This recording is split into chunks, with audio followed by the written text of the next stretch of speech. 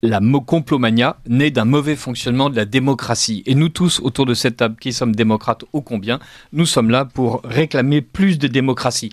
David Lépée, vous qui êtes suisse et donc qui êtes beaucoup plus démocrate que nous, que pensez-vous de la démocratie? Non, que pensez-vous de ces histoires de complotisme? On va pas ouvrir le débat là-dessus, mais sur ces questions sanitaires, malheureusement, on ne l'est pas beaucoup. Ce que vous me disiez m'a fait penser à un article de Slate qui était déjà paru il y a déjà plus d'une année, c'était en février de l'an passé, mais je l'avais noté parce qu'il va tout à fait dans le sens de cette psychiatrisation du complot, qui est la phase qui suit la diabolisation, avec un article qui s'intitulait « Les antivax ont-ils eu une enfance difficile ?»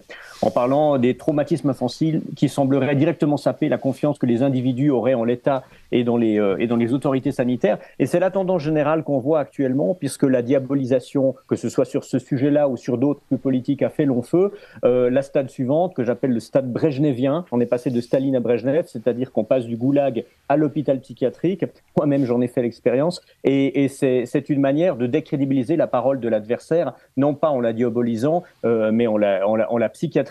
Et pour revenir à ce colloque qui n'a pas eu lieu, il faut quand même dire que ces derniers jours... On parle du colloque de l'Iliade. Voilà. De l'Iliade, voilà, qui était consacré dans une dynamique générale. On a eu les menaces qui ont pesé il y a quelques jours sur un colloque d'Action française. Il y a eu les commémorations concernant la mort de Dominique Vénère, dont on sait effectivement qu'elles ont abouti aussi à une interdiction. Et pour prendre une nouvelle que je viens de voir passer il y a quelques minutes, dans un tout autre domaine qui est le domaine de la presse, je vois que le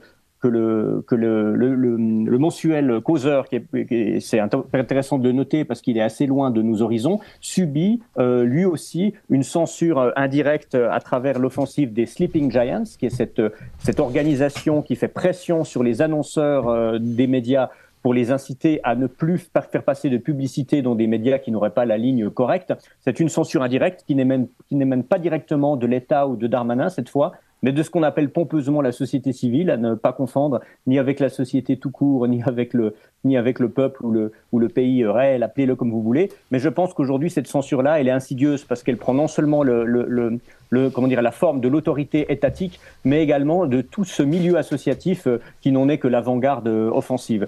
Donc soyons plus que jamais vigilants et soutenons-nous les uns les autres. Je donne l'exemple d'Elisabeth Lévy pour montrer qu'effectivement, on n'a pas besoin d'être toujours à 100% sur la même ligne pour nous opposer par principe à la censure et être solidaires envers ceux qui la subissent.